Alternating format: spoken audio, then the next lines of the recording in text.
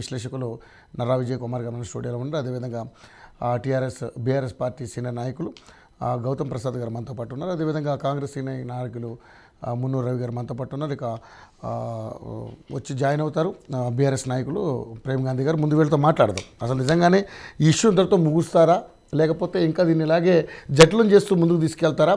ఇవన్నీ ఆలోచన చేస్తుంటే ఏదైతే రుణమాఫీ కానీ అదేవిధంగా చేయాల్సినటువంటి ఏదైతే పథకాలు ఏదైతే ఉన్నాయో అమలు చేయాల్సిన పథకాలు అట్లన్నింటిలో కూడా డైవర్ట్ చేసే కార్యక్రమాలుగా కనపడుతున్నాయని చెప్పేసి ఇటు ప్రతిపక్షం చాలామంది రాజకీయ విశ్లేషకులు కూడా మాట్లాడుతున్నటువంటి పరిస్థితి. సో ఇదే దాని మీద వీళ్ళ విశ్లేషణ ఏంటో తీసుకుందాం.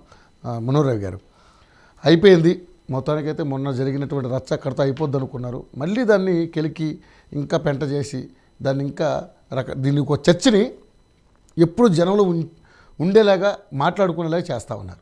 ఏంటి నిజంగానే మీరు అనుకున్నటువంటి అంశాలని ఏదైతే మీరు అమలు చేస్తా అన్నటువంటి ఆ పథకాలు ఏవైతే ఉన్నాయో వాటిని అమలు చేయలేక ఇలాంటి కార్యక్రమాలు చేస్తూ ఉన్నారా?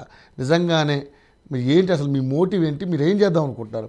నిన్న ఏదైతే మహేష్ కుమార్ గారి పదవికి సంబంధించినటువంటి ఆ కార్యక్రమంలో కూడా మళ్ళీ ఇప్పుడు బీఆర్ఎస్ పార్టీని టార్గెట్ చేసి మాట్లాడారు మీ ముఖ్యమంత్రి గారు, అదేవిధంగా మంత్రి దుద్దిల శ్రీధర్ బాబు గారు. ఏంటి అసలు మీ దగ్గర క్లారిటీ ఏంటి? అంటే ఇప్పుడు రాష్ట్రంలో తెలంగాణ ప్రజలు అనేటోళ్ళు ఏం చేశారంటే తెలంగాణ రాష్ట్రం కోసం పోరాడినందుకు కేసీఆర్ గారికి ఆ రోజు కాంగ్రెస్ ప్రభుత్వం తెలంగాణ రాష్ట్రాన్ని ప్రకటిస్తే అయినా కూడా కేసీఆర్ గారు పోరాటం చేసిందని చెప్పేసి అప్పుడు తెలంగాణ ప్రజలు కేసీఆర్ గారికి పట్టం కట్టి అధికారాన్ని ఇచ్చిండ్రు. తెలంగాణ వచ్చినాక ఏమవుతుంది అనుకున్నారు? నీళ్లు నిధులు నియామకాలతోన మా అందరూ కూడా బంగారు తెలంగాణ భవిష్యత్తు అవుతుంది అని చెప్పేసి ఆ రోజు తెలంగాణ ప్రజలు విశ్వసించిండ్రు. కేసీఆర్ని 5 ఏళ్ళు ముఖ్యమంత్రిగా ఉంచిండ్రు. ఆ తదుపరి కూడా కేసీఆర్ గారి పథకాలు నచ్చి కేసీఆర్ గారికి మరోసారి అవకాశం ఇచ్చిండ్రు, కాదంటలేము.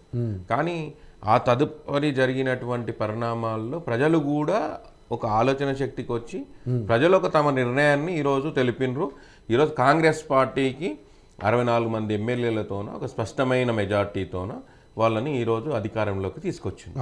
కాంగ్రెస్ పార్టీకి ఇప్పుడు ఏ ఒక్క ఎమ్మెల్యే బయటికి పోయినా ఇంకొక ఎమ్మెల్యే లోపలికి వచ్చినా పెద్ద జరిగే నష్టం ఏం లేదు.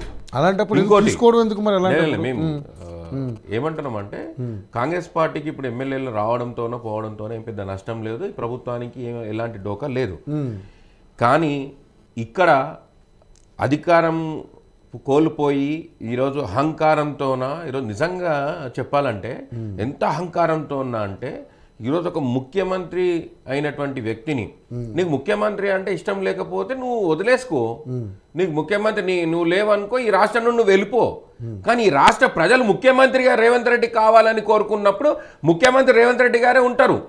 మీరు ఎన్ని మాటలన్నా మీరు ఇంకో రకంగా అంటే మీకు చంద్రబాబు నాయుడే ముఖ్యమంత్రి, మీకు వైఎస్ రాజశేఖర రెడ్డి ముఖ్యమంత్రి, మిగతాళ్ళు కాదు అని చెప్పి వాళ్ళ బాడీని షేమింగ్ చేసుకుంటూ మాట్లాడడము, వాళ్ళని ఇంకో రకం క్రిటిసైజ్ చేసుకుంటూ మాట్లాడడం ఈరోజు ఈ పార్టీలన్నీ కూడా అంటే వాళ్ళకి ఎలాంటి పని లేకుండా ఇట్లాంటి దాని మీద కాన్సన్ట్రేట్ చేస్తున్నాయి. కానీ కాంగ్రెస్ పార్టీ మాత్రం ప్రజా సంక్షేమం, ప్రజలకు కావాల్సినటువంటి అవసరాలపైన ప్రజలు ఏం కోరుకుంటున్నారు అనే దాని మీద మాత్రమే కాంగ్రెస్ పార్టీ పనిచేస్తుంది. అదే సందర్భంలో నిన్న కార్యకర్తలకు ఒక పిసిసి అధ్యక్షుడిగా ఒక సామాన్యమైనటువంటి కార్యకర్త నుండి వచ్చినటువంటి వ్యక్తిని పిసిసి అధ్యక్షుడిగా ఎంచుకున్నారు అనే ఒక అంశం మీద మాట్లాడుతూ రేవంత్ రెడ్డి గారు చెప్పిండ్రు. ఇక్కడ ఉన్న కార్యకర్తలు అందరూ కూడా మాట్లాడతారు, అందరూ కూడా మాట్లాడే శక్తి ఉంది.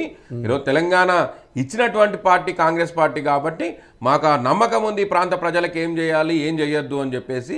కానీ ఇక్కడ మాత్రం అల్లర్లు సృష్టిస్తే మాత్రం ఇక్కడ ప్రజలు ఊరుకోరు అనే విషయాన్ని మాత్రం చాలా స్పష్టంగా క్లియర్గా చెప్పిండ్రు.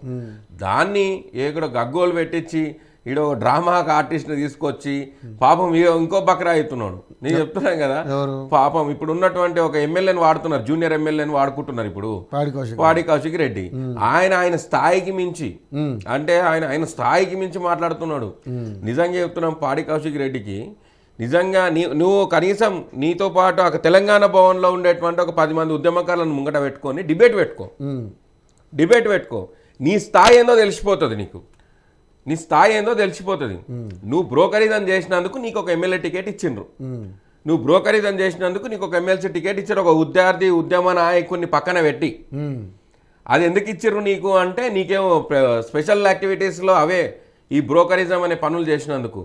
నువ్వు ఒక బ్రోకర్ ఉండి నువ్వు ఈరోజు ఒక ముఖ్యమంత్రి గారిని ఉద్దేశించి నువ్వు అసలు నువ్వు స్థాయికి మించి మాట్లాడుతున్నావు.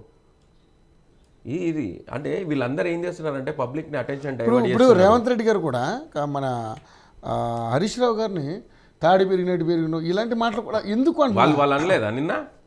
సరే అన్న తర్వాత నిన్న ఒక మాజీ మంత్రి అన్న తర్వాత వాళ్ళు అన్నారు పిల్లి పుట్టని అనొచ్చు, నేను కూడా నా విలువ తగ్గించుకుని నేను కూడా మాట్లాడొచ్చు. ఎప్పుడు అరే రేవంత్ రెడ్డి గారు అసలు ఈ టాపిక్ లో నిన్నటి వరకు ఎక్కడ మాట్లాడలే. అమెరికాకి వెళ్ళి వచ్చిన పెద్ద మనిషి వస్తూనే ఏం మాట్లాడిండు? వస్తూనే నీకు రాష్ట్రంలో ఉన్నటువంటి సమస్యల కంటే నీకు పాడి కౌశిక్ రెడ్డి ఇంటికి పోవడమే డ్రామాకు మాత్రమే పెద్దపీట వేసుకొని పోయిన వాడికి పోయి నువ్వేం మాట్లాడినావు? నువ్వేం చెప్పినావు ఆడ? నువ్వేం మాట్లాడుతున్నావు? నువ్వు చిట్టినాయుడివి, నీకు ఒక స్కేలింగ్ ఉంది. నీ స్కేలింగ్ నువ్వు చిట్టిన అంటే ఈ స్కేలింగ్ అంటే ఒక్కొక్కరికి ఒక స్కేలింగ్ ఉంటుందా? అంటే చంద్రబాబు నాయుడికి ఒక స్కేలింగ్ అంట, రాజశేఖర రెడ్డికి ఒక స్కేలింగ్ అంట, వాళ్ళు మాత్రం పెద్ద నాయుడులు అంట. తెలంగాణ ప్రాంతంలో ఒక వెనుకబడినటువంటి జిల్లా నుండి వచ్చినోడు, ఒక రైతు కుటుంబంలోకి వెళ్ళి వచ్చినోడు మాత్రం ముఖ్యమంత్రి కావద్దు, అయితే మాత్రం మీకు చిట్టి నాయుడులాగా కనబడతారు. మీకు ఇదేనా మీకు సంస్కారం? మీరు అవునన్నా కాదనుకున్నా ఈ సమాజానికి ముఖ్యమంత్రి రేవంత్ రెడ్డి. నీకు ఇష్టం లేకపోతే నువ్వు ఈ రాష్ట్రాన్ని విడిచిపెట్టి బయటికో, కానీ ఈ రాష్ట్రంలో ఉండేటువంటి ప్రజలకు అభ్యంతరకరమైనటువంటి విషయాన్ని నువ్వు ఇక్కడ రెచ్చగొట్టేటువంటి విషయాలను చేస్తే మాత్రం ఇక్కడ ప్రజలు ఊరుకోరనే విషయాన్ని ఆయన గుర్తుపెట్టుకోవాలి. ఎవరు అనలేరండి, వాళ్ళు అన్నాకని ఇక్కడ అన్నారు. మాటకు మాట బరాబర్ చెప్తాం. ఇప్పుడు గతంలో గత 10 సంవత్సరాలు ఎవరైనా ఇట్లా మాట్లాడితే ఊరుకునేదా? అందుకే నేను మాట నెక్స్ట్ డే మీరు నా హైట్ మీదో నా ఆహారం మీదో ఇంట్రెస్ట్ చూపించడం మానేసి ముందు రైతు రుణమాఫీ మీద ఇంట్రెస్ట్ పెట్టండి, ప్రజలకు రైతుల దగ్గర రుణమాఫీని అందించండి అని చెప్పారు. సో దాని కార్యక్రమం ఏం చేశారు? రైతు రుణమాఫీ జరుగుతుంది అని కాబట్టి వీళ్ళకి బుగులు పుట్టింది. రేపు పొద్దున్న రైతు భరోసా జరుగుతుంది, రేపు పొద్దున్న రేషన్ కార్డు 10 ఏళ్లలో రాని రేషన్ కార్డు కూడా వస్తుంది. తెలంగాణ రాష్ట్ర ప్రభుత్వం వచ్చినాక ఒక రేషన్ కార్డు కూడా ఇచ్చలేరు కాబట్టి ఆ రేషన్ కార్డు కూడా ఇప్పుడు వస్తుంది. ఇవన్నీ వచ్చేసరికి ప్రజల్లో మాకు అసలు ఉనికి అనేది ఉండదు అని చెప్పేసి ఒక కొత్త పంతాతోనే ఇప్పుడు అంతే కొత్త డ్రామా. ఇదంతా డ్రామా కాదు, కనబడుతుంది చాలా స్పష్టంగా. ప్రతిపక్ష పార్టీలు ఒకటి రవి గారు, ప్రతిపక్ష పార్టీలు అనే వాళ్లకు ఇది కాదు. ఇప్పుడు ఈ రోజు తెలంగాణ వ్యాప్తంగా నవరాత్రులు కంప్లీట్ అయ్యి రేపు నిమజ్జనానికి గణేష్ నిమజ్జనం జరుగుతుంది. తెలంగాణ చాలా బ్రహ్మాండంగా ప్రజలందరూ కూడా ఆ పనిలో బిజీగా ఉన్నారు. ఆ టైంలో వీళ్ళంతా రెచ్చగొట్టేటువంటి విధానంతో మాట్లాడి రెచ్చగొట్టే విధానాలు అది చేస్తే ఈడెవరు వాళ్ళ తాతమ్మ చెప్పులకు ఎవరు బెదురుకునేది ఎవరు లేరు. కానీ వీళ్ళు ఒకటి స్పష్టంగా ఒకటి గుర్తుపెట్టుకోవాలి, ఏంటి అంటే మీరు ఎంత రెచ్చగొట్టినా ఏం చేసినా కూడా ఈడ తెలంగాణలో అనేది మీకు మాటకు మాట సమాధానం మాత్రం ఉంటది. శాంతియుత పద్ధతిలో కాంగ్రెస్ పార్టీ పోతుంది. మీ కవ్వింపు చర్యలకి ఇక్కడ భయపడేటోళ్ళు ఎవరు లేరు. మొన్న కౌశిక్ రెడ్డి ఇంటి దగ్గర జరిగినటువంటి సంఘటనలో పూల తొట్టిలు ఉన్నది ఇంట్లో, కార్యకర్తలు కాంగ్రెస్ ఆర్కెపూడి గాంధీ గారు వచ్చింది బయట నుండి, కానీ అక్కడ నుంచి రాళ్ళు పడ్డాయి, అక్కడ నుంచి పూల కుండీలు పడ్డాయి. పూల కుండీలు రోడ్డు మీదకి వెళ్ళి లోపలికి ఎక్కుతారా అండి ఎవరన్నా?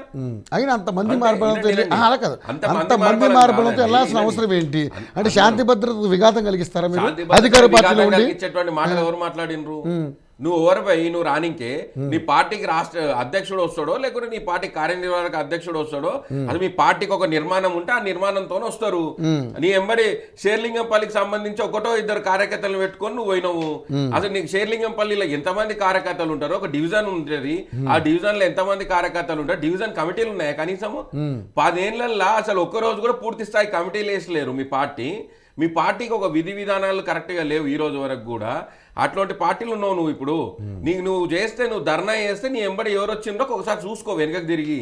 నేను చెప్తున్నా కదా, ఆ రోజు తెలంగాణ ఉద్యమకారులు ఉన్నారు, ఈ రోజు కూడా అదే తెలంగాణ ఉద్యమకారులు ఉన్నారు. పార్టీ అస్తిత్వాన్ని ఓగొట్టుకోవద్దని వాళ్ళు కాపాడుకుంటున్నారు.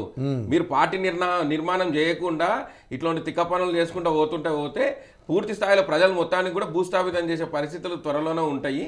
అందరు కూడా విసుకొచ్చిపోయింది అందరికీ కూడా. కానీ వీళ్ళు ఏమనుకుంటున్నారు అంటే ఈ కౌశిక్ రెడ్డి వీళ్ళంతా ఏమనుకుంటున్నారు అంటే నెంబర్ చాలా మంది బలగం వస్తుందేమో అనుకుంటున్నారు. కానీ లాస్ట్ బఫున్ అయ్యేది మాత్రం కౌశిక్ రెడ్డి. Okay, right.